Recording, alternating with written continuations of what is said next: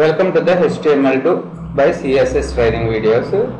ఈ వీడియోలో మనం అసలు CSS అంటే ఏంటి, CSS అసలు ఎక్కడ యూజ్ చేస్తామో చూద్దాం. అసలు CSS అంటే cascading style sheets. This is a style sheet language used for describing the look and formatting of a document. For example, here this is my Vikings Tech web page.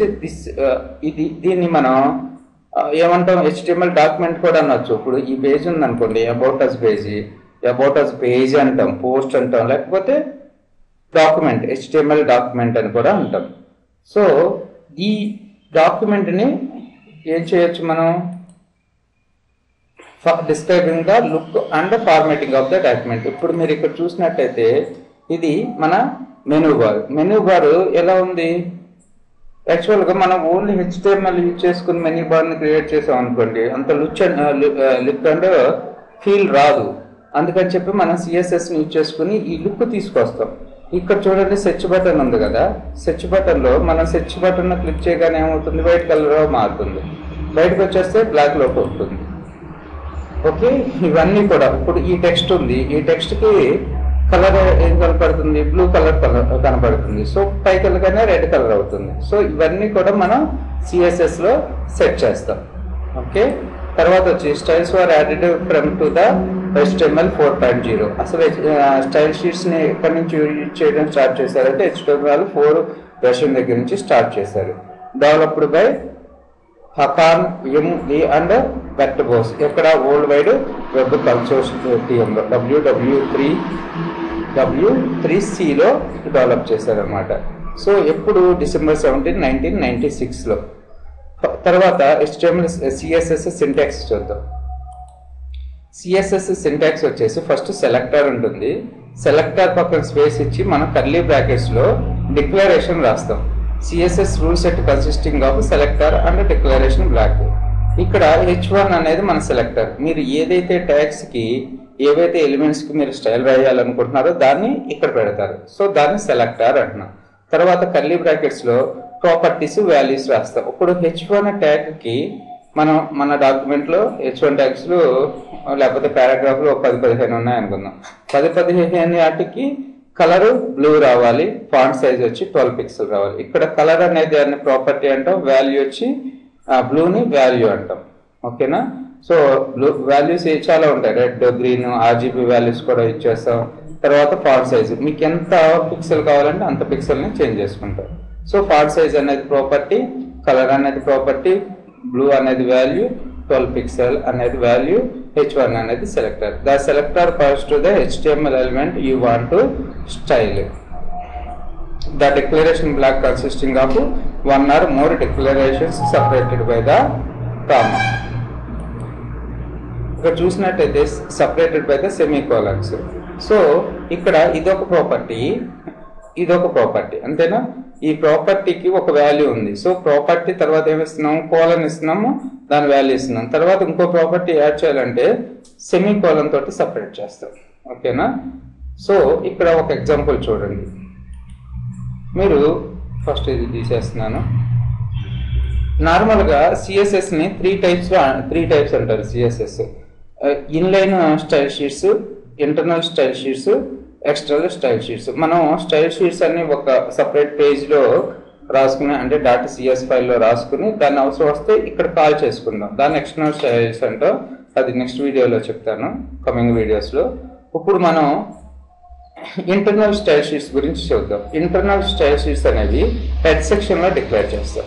ఇప్పుడు ఇక్కడ మనం చూసుకున్నట్టయితే ఈ HTML డాక్యుమెంట్లో ఒక paragraph ఉంది. ఆ పారాగ్రాఫ్లో ఏముంది, welcome to వికింగ్స్ అని ఉంది. ఇప్పుడు చూడండి అవుట్పుట్ మీరు. సో నార్మల్ పారాగ్రాఫ్ ఎలా వస్తుందో అలాగే వచ్చింది, వెల్కమ్ టు వికింగ్స్ అనేది.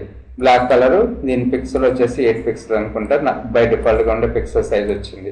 ఇప్పుడు నాకు ఇదేం కావాలంటే కొద్దిగా పెద్దగా కావాలి, ప్లస్ దీని కలర్ వచ్చేసి రెడ్ కావాలి. సో దానికోసం ఒక ఇంటర్నల్ స్టైల్ షీట్ని డిఫైన్ చేస్తున్నాను. సో అన్ని వీడియోస్లోనూ మ్యాక్సిమం ఇంటర్నల్ స్టైల్ షీట్స్ గురించే చెప్తాను. మీరు ఇంటర్నల్ స్టైల్ షీట్ రాసేటప్పుడు ఫస్ట్ మీరు డిక్లేర్ చేయాల్సింది ఏంటంటే స్టైల్ ట్యాగ్.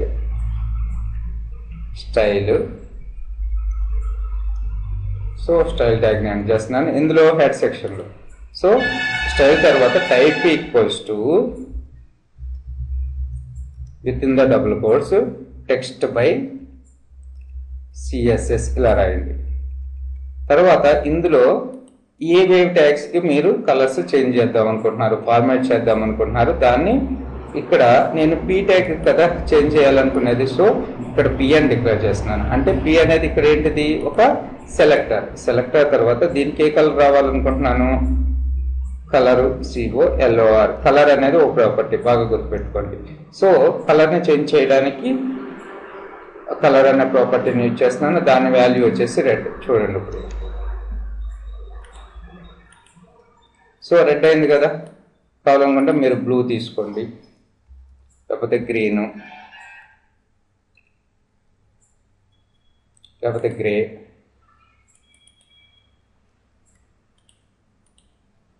సో గ్రేలో వచ్చింది.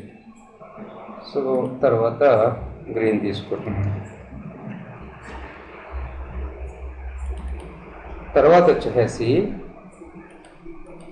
నాకు ఫాంట్ సైజ్ అనేది పెరగాలి. సో ఇంకో ప్రాపర్టీ తీసుకుంటున్నాను, ఫాంట్ ఐఫన్ సైజ్. ఈ ప్రాపర్టీస్ని మీరు గుర్తుపెట్టుకోవాలి కంపల్సరీగా. ఎంత ఉండాలి ఫాంట్ సైజు, సమ్ 34 పిక్సెల్ ఉండాలి అనుకుంటున్నాను.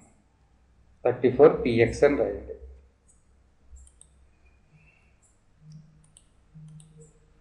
సో 34 పిక్సెల్కి ఫాంట్ కలర్ చేంజ్ చేశాను, ప్లస్ దీని సైజ్ను కూడా చేంజ్ చేశాను using the style, using the CSS. వీటిని హెడ్లో రాస్తున్నాను కాబట్టి దీన్ని ఏమంటున్నాను, ఇంటర్నల్ స్టైల్ షీట్. అంటే మన పేజ్లోనే ఇంటర్నల్గా ఉంటుంది కాబట్టి దీన్ని ఇంటర్నల్ స్టైల్ షీట్ అంటున్నాను.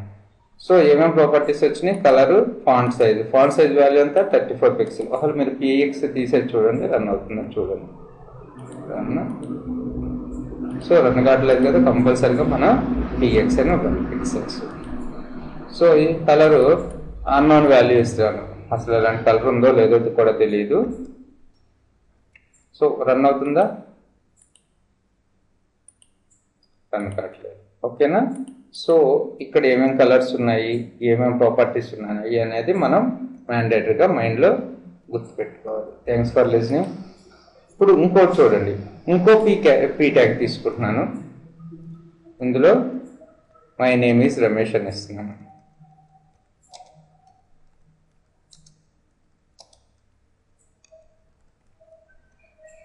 సో ఇప్పుడు ఏమవుతుంది, ఆ P సెలెక్టర్ రెండింటికి కూడా అప్లై అయిపోతుంది మనకు. నెక్స్ట్ కమింగ్ వీడియోస్లో అసలు ఓన్లీ ఫస్ట్ పీకే ఈ కలర్ రావాలి, అలాంటప్పుడు క్లాసెస్ ఐడీస్ అని యూజ్ చేస్తూ ఉంటాం అనమాట. మీకు ఎన్ని P ట్యాగ్స్లు ఉంటే అన్ని P ట్యాగ్స్కి చేంజ్ అయిపోతుంది ఇలా P అనే సెలెక్టర్ని ఇస్తే. Thanks for listening.